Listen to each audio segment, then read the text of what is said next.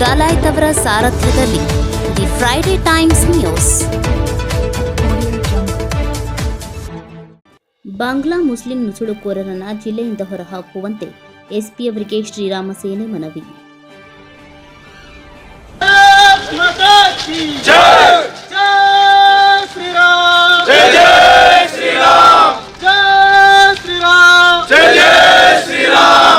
ಓಡಿಸಿ ಓಡಿಸಿ ಓಡಿಸಿ ಓಡಿಸಿ ಓಡಿಸಿ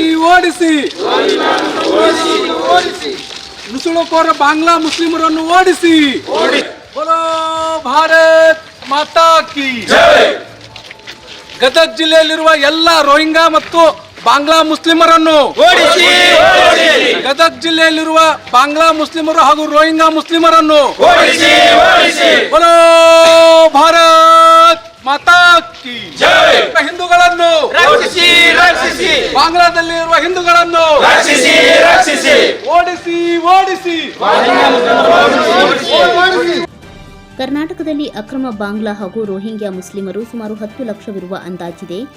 ಅವರನ್ನು ಪತ್ತೆ ಹಚ್ಚಿ ಶಿಕ್ಷೆ ನೀಡುವುದು, ಭಾರತದಿಂದ ಹೊರಹಾಕುವುದು ಪೊಲೀಸ್ ಇಲಾಖೆ ಜವಾಬ್ದಾರಿ.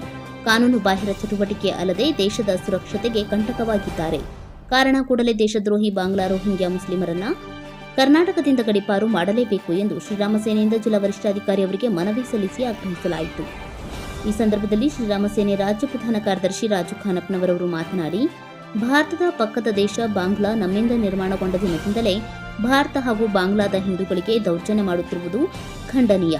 ಪ್ರಸಕ್ತ ಬಾಂಗ್ಲಾದಲ್ಲಿ ಆಂತರಿಕ ಮೀಸಲಾತಿಗಾಗಿ ನಡೆಯುತ್ತಿರುವ ಗಲಭೆಯಲ್ಲೂ ಅನಗತ್ಯ ಹಿಂದೂಗಳ ಮೇಲೆ ಅಮಾನುಷವಾಗಿ ದೌರ್ಜನ್ಯ ನಡೆಯುತ್ತಿದೆ. ಹಿಂದೂ ದೇವಸ್ಥಾನಗಳ ನಾಶ, ಹಿಂದೂ ಮನೆಗಳ ಲೂಟಿ, ಬೆಂಕಿ ಹಚ್ಚುವುದು, ಹಿಂದೂ ಹೆಣ್ಣು ಮಕ್ಕಳ ಮೇಲೆ ಭೀಕರ ಅತ್ಯಾಚಾರ, ಬರ್ಬರ ಕೊಲೆ ಇತ್ಯಾದಿ ರಾಕ್ಷಸಿ ಕೃತ್ಯ ನಡೆಯುತ್ತಿದೆ. ಈ ಹಿಂದೆ 1971ರಲ್ಲಿ ಬಾಂಗ್ಲಾದೇಶ ನಿರ್ಮಾಣವಾದಾಗ 21% ಇದ್ದ ಹಿಂದೂಗಳು ಈಗ 1%ಕ್ಕೆ ಗಣನೀಯ ಇಳಿಕೆಯಾಗಿದ್ದು, ಈ ರಾಕ್ಷಸರ ಅಟ್ಟಹಾಸವೇ ಕಾರಣ. ಈ ಜನಸಂಖ್ಯೆ ಏರುಪೇರು, ಕೋಮು ಹಿಂಸಾಚಾರ ಭಾರತ ಹಾಗೂ ಕರ್ನಾಟಕದಲ್ಲೂ ಈ ಬಾಂಗ್ಲಾ ಅಕ್ರಮ ನುಸುಳುಕೋರರಿಂದ ನಡೆಯುತ್ತಿರುವುದು ಅತ್ಯಂತ ಆತಂಕಕಾರಿ ವಿಷಯವಾಗಿದೆ. ದೇಶದ ಆಂತರಿಕ ಸುರಕ್ಷತೆಗೆ ಹಿಂದೂಗಳ ರಕ್ಷಣೆ ದೃಷ್ಟಿಯಿಂದ ಶ್ರೀರಾಮ ಸೇನಾದಿಂದ ಉಗ್ರ ಸ್ವರೂಪದ ಹೋರಾಟ ಅನಿವಾರ್ಯವಾಗುತ್ತದೆ ಎಂದು ಹೇಳಿದರು. ಈ ಸಂದರ್ಭದಲ್ಲಿ ಶ್ರೀರಾಮ ಸೇನೆ ಜಿಲ್ಲಾಧ್ಯಕ್ಷ ಸೋಮುಗುಡಿ, ಮಹೇಶ್ ರೋಖಡೆ, ಹುಲಗಪ್ಪ ವಾಲ್ಮೀಕಿ, ಕಿರಣ್ ಹಿರೇಮಠ್, ವೆಂಕಟೇಶ್ ದೊಡ್ಮನಿ, ಕುಮಾರ್ ನಾಡಿಗೇರಿ, ಸುನಿಲ್ ಮುಳ್ಳಾಳ್ ಸೇರಿದಂತೆ ಇತರರು ಇದ್ದರು.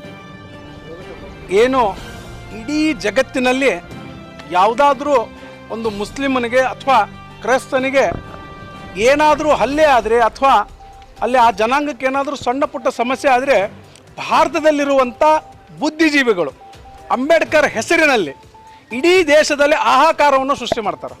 ಆದರೆ ಬಾಂಗ್ಲಾದೇಶದಲ್ಲಿ ಹಿಂದೂಗಳ ಪರಿಸ್ಥಿತಿ ಅತ್ಯಂತ ಗಂಭೀರ ಪರಿಸ್ಥಿತಿ ಇದೆ. ಸಾಕಷ್ಟು ಸಾವು ನೋವುಗಳಾಗ್ತಿದ್ದಾವೆ, ಮತಾಂತರ ಮಾಡ್ತಾ ಇದ್ದಾರೆ. ಬೀದಿಗಿಳಿದ ಹೆಣ್ಮಕ್ಕಳೇ, ಮುಸ್ಲಿಂ ಹೆಣ್ಮಕ್ಳು ಹಿಂದೂ ಹೆಣ್ಮಕ್ಳನ್ನು ಹೊಡೆಯೋ ಮುಖಾಂತರ ಅವರು ಮತಾಂತರ ಮಾಡುವ ಪ್ರಕ್ರಿಯೆ ನಡೆದಿದೆ.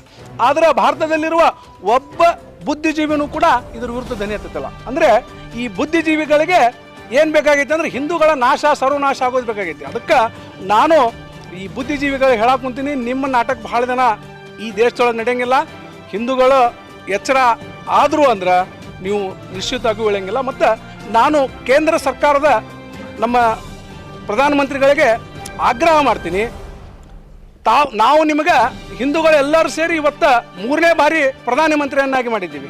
ತಾವು ಇಲ್ಲಿವರೆಗೂ ಕೂಡ ಬಾಂಗ್ಲಾದೇಶದ ಏನು ಹಿಂದೂಗಳ ಪರಿಸ್ಥಿತಿಗೆ ಒಂದು ಪ್ರತಿಕ್ರಿಯೆ ಕೊಟ್ಟಿಲ್ಲ, ಒಂದು ಕೂಡ ಕಾರ್ಯ ಮಾಡಿಲ್ಲ. ಅಲ್ಲಿ ಹಿಂದೂಗಳ ಸ್ಥಿತಿ ಭಾಳ ದುಸ್ಥಿತಿ ಐತಿ. ಅದಕ್ಕೆ ನಾನು ಪ್ರಧಾನಮಂತ್ರಿಗಳಿಗೆ ಹೇಳೋದಿಷ್ಟೇ, ನೀವೇನಾದರೂ ಧ್ವನಿ ಎತ್ತದೇ ಇದ್ದರೆ ನಿಮ್ಮ ಸರ್ಕಾರದ ವಿರುದ್ಧ, ನಿಮ್ಮ ವಿರುದ್ಧ ನಾವು ಬೀದಿಗಿಳಿದು ಹೋರಾಟ ಮಾಡಬೇಕಾಗುತ್ತೆ. ಮತ್ತು ನಮ್ಮ ರಾಜ್ಯದಲ್ಲಿ ಸಾಕಷ್ಟು ಲಕ್ಷಾಂತರ ರೋಹಿಂಗ್ಯಾಗಳು ಮತ್ತು ಬಾಂಗ್ಲಾಗಳು, ವಿಶೇಷವಾಗಿ ಬೆಂಗಳೂರು ನಗರದಲ್ಲಿ ಮತ್ತು ನಮ್ಮ ಗದಗ ನಗರದಲ್ಲಿ ಸಾವಿರಾರು ಜನ, ಲಕ್ಷಾಂತರ ಜನ ಇಲ್ಲೇ ವಾಸ ಆಗಿದ್ದಾರೆ. ಅವ್ರಿಗೆ ಯಾವುದೇ ರೀತಿಯ ಈ ದೇಶದ ಪೌರತ್ವ ಇಲ್ಲ ಅವರಿಗೆ. ಆದರೂ ಕೂಡ ಅವರು ಈ ದೇಶದೊಳಗೆ ಆರಾಮವಾಗಿ, ಆನಂದವಾಗಿ, ಸ್ವಚ್ಛಂದವಾಗಿ ಅದಾರ. ಅಂದರೆ ಈ ದೇಶದಲ್ಲಿರುವ ಕಾನೂನು ಅವ್ರಿಗೆ ಏನೂ ಮಾಡೋಕ್ಕೆ ಸಾಧ್ಯ ಆಗ್ತಿಲ್ಲ. ನಾವು ಇವತ್ತು ಗದಗ ಜಿಲ್ಲೆಯಲ್ಲಿರುವಂಥ ರೋಹಿಂಗ್ಯಾ ಮತ್ತು ಬಾಂಗ್ಲಾ ಮುಸ್ಲಿಮರನ್ನು ಗದಗ ನಗರದ SP ಅವರಿಗೆ, ಗದಗ ಜಿಲ್ಲೆಯ SP ಅವರಿಗೆ ಮನವಿಯನ್ನು ಕೊಟ್ಟಿದ್ದೀವಿ. ಈ ಮನವಿಯಲ್ಲಿ ನಾವು ಸ್ಪಷ್ಟ ಉಲ್ಲೇಖ ಮಾಡಿವಿ, ಒಂದು ನೀವು ಕ್ರಮ ತಗೋಬೇಕು, ನೀವು ತಗೊಳ್ಳದೇ ಇದ್ದರೆ ಶ್ರೀರಾಮ್ ಸೇನೆಯ ಕಾರ್ಯಕರ್ತರು ನಿಶ್ಚಿತವಾಗಿ ನಾವು ಬಾಂಗ್ಲಾ ಮತ್ತು ಈ ರೋಹಿಂಗ್ಯಾ ಮುಸ್ಲಿಮ್ಗಳನ್ನು ಒದ್ದು ಓಡಿಸ್ತೀವಿ ಅಂತ ನಾವು ಈ ಅವ್ರಿಗೆ ಮನವಿ ಕೊಟ್ಟು ಹೇಳಿದ್ದೀವಿ. ಮತ್ತು ನಾನು ರಾಜ್ಯ ಸರ್ಕಾರದ ಗೃಹ ಮಂತ್ರಿಗಳಿಗೆ ತಮ್ಮ ಸರ್ಕಾರದಲ್ಲಿ ಯಾವುದಾದ್ರೂ ಅವರೇ ತಪ್ಪು ಮಾಡಿದ ಹಗರಣ, ವಾಲ್ಮೀಕಿ ಹಗರಣ ಇರ್ಬೋದು, ST ಹಣ ದುರ್ಬಳಕೆ ಇರ್ಬೋದು, ಇದನ್ನೆಲ್ಲ ಮಾಡಿದಾಗ ಅದನ್ನು ಸಮರ್ಥನೆ ಮಾಡ್ಕೊಂಡಾಗ ಪ್ರತಿನಿತ್ಯ ಪ್ರತಿ ಕ್ಷಣ TV ಒಳಗೆ ಇಡೀ ಸರ್ಕಾರನೇ ಬರ್ತಿತ್ತು. ವಿಶೇಷವಾಗಿ ಗೃಹ ಮಂತ್ರಿಗಳು ಬರ್ತಿದ್ರು. ಗೃಹ ಮಂತ್ರಿಗಳಿಗೆ ಬಾಂಗ್ಲಾ ಕಾಣ್ತಾ ಇಲ್ಲ. ಇಲ್ಲಿರುವಂಥ ರಾಜ್ಯದಲ್ಲಿರುವಂಥ ಈ ನುಸುಳುಕೋರನ್ನು ಹೊರಗೆ ಹಾಕುವ ಬಗ್ಗೆ ಮಾಧ್ಯಮದವರು ಪ್ರಶ್ನೆ ಮಾಡಿದಾಗ ಅವ್ರು ಹೇಳ್ತಾರೆ ಅದಕ್ಕೆ ಕಾನೂನು ಇದೆ, ನಾವು ಕಾನೂನು ಕ್ರಮ ತೊಗೊತೀವಿ ಅಂತ ಹೇಳ್ತಾರೆ.